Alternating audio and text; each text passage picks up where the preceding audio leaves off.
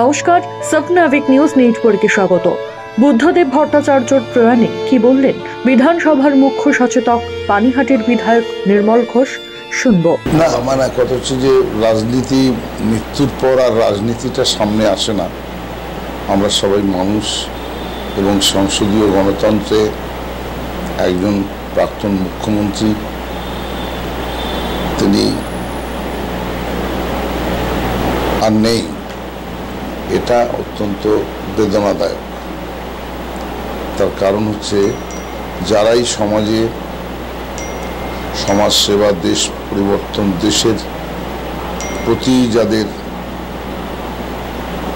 আর্থিক, সামাজিক, রাজনৈতিক কমিটমেন্ট থাকে, তাদের মৃত্যু সবসময় দুঃখজনক হয়।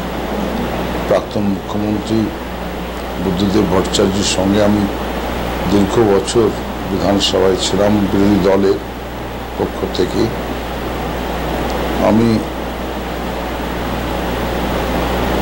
রাজনৈতিকভাবে আমাদের অনেক বিরোধ ছিল, কিন্তু ব্যক্তি বুদ্ধদেবের বিরুদ্ধে আমাদের খুব একটা বড় আলোচনা ছিল না।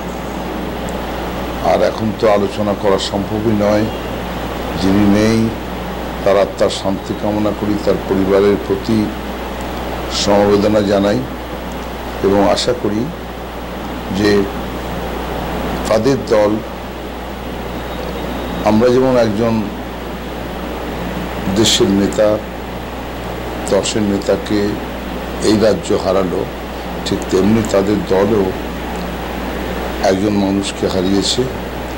তার জন্যে আমি সমবেদনা জানাই এবং সকলকে বলি যে পরিণতির কথা মনে রেখে রাজনীতি করা যায় না, রাষ্ট্রের নায়ক হওয়া যায় না। যেটা কাজ সেটা করতে হবে, যেটা কাজ নয় সেটাকে বাদ দিতে হবে। বুদ্ধদেব বাবু